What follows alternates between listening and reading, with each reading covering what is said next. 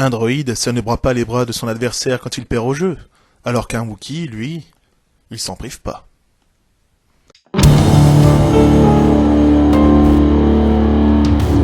Eh bien, salut mes petits calamars, vous l'aurez compris, nous allons traiter du sujet touffu que représente notre ami Chewbacca.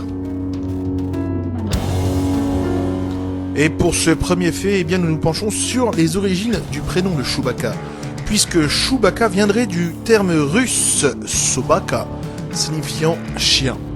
Le terme Wookie, quant à lui, viendrait du terme du comédien Terry McGovern, qui, lors d'une séance de doublage du premier film de George Lucas, THX 1138, excellent film que je vous recommande très chaudement, eh bien, il a prononcé la phrase suivante « Je crois que je viens de rouler sur un Wookie ». Je vous mettrai l'extrait dans la description. Et nous enchaînons avec le fait numéro 2. Nous restons toujours dans le domaine des origines, plus particulièrement les origines du costume, puisque pour donner vie au plus célèbre des Wookiees, George Lucas a pris la décision de recruter Stuart Freeborn. Ce dernier maquilleur artiste de profession avait beaucoup impressionné George Lucas par son travail sur 2001 Odyssée de l'espace, notamment par le biais de la scène Dawn of Man. D'ailleurs, le plus gros challenge pour Freeborn sur le plateau de Star Wars fut de parvenir à maintenir le masque de Chewbacca sur le visage de Peter Mayhew, puisque la chaleur et la transpiration de ce dernier n'arrêtaient pas de le décoller. Et avec ce troisième fait, on reste toujours dans les origines du costume et du design de Chewbacca, puisque en 1975, le Analog Magazine publia une nouvelle nommée And Seven Times Never Kill a Man. On doit d'ailleurs l'illustration de la nouvelle à John Schoenherr, dessinateur également connu pour ses œuvres sur Illustrated Dune. Eh bien, figurez-vous que Ralph McQuarrie, le génialissime dessinateur des artworks de la franchise Star Wars, se serait inspiré de ce dessin pour créer le concept final de Chewbacca. Regardez, il y a même encore l'arbalète. Et petit point final, l'auteur de la nouvelle n'est autre que George R. Martin, le créateur de Game of Thrones. Et pour cet avant-dernier fait, on va parler un peu polémique, on va parler de la médaille de la discorde. À la fin de l'épisode 4, Un Nouvel Espoir, lors de la cérémonie de remise des médailles, Anne et Luke en reçoivent une tous les deux, c'est le symbole de leur bravoure lors de la destruction de l'Étoile Noire. Néanmoins, notre boule de poil préféré, Chewbacca, bien qu'il en pris part à l'opération, ne reçoit strictement rien.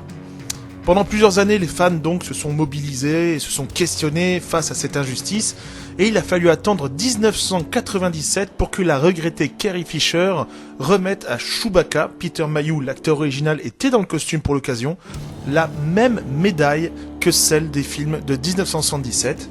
Et il semblerait également que des éditions DVD montrent le Wookiee avec la même médaille à la fin du film. Désormais, c'est une injustice réparée.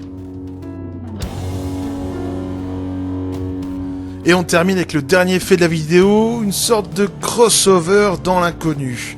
En 2004, il n'y a pas longtemps donc, sortait Into the Great Unknown, un comic déjà à l'époque non canon, vu le contenu c'est normal, qui mettait en scène Han Solo donc et Chewbacca qui après un saut en hyperespace suite à un affrontement face à la marine impériale, eh bien nos deux aventuriers s'écrasent sur notre planète, la planète Terre, plus précisément aux États-Unis. Han Solo est donc tué à coups de flèche par les Indiens d'Amérique. Son corps est découvert 126 ans plus tard, devinez par qui? Par Indiana Jones. Ce dernier étant à la recherche du Bigfoot. Et devinez qui est le Bigfoot. Voilà, vous avez compris.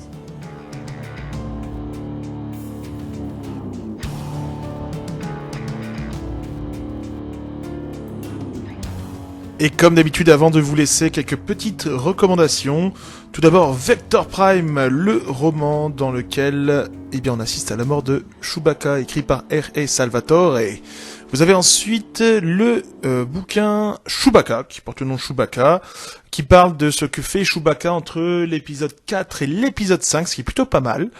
Vous avez en dernier, la série Clone Wars, dans laquelle on assiste à la première apparition de Chewbacca, et c'est juste génial puisque on parle un petit peu du lore de Chewbacca, notamment sa vie en tant qu'esclave, c'est absolument passionnant.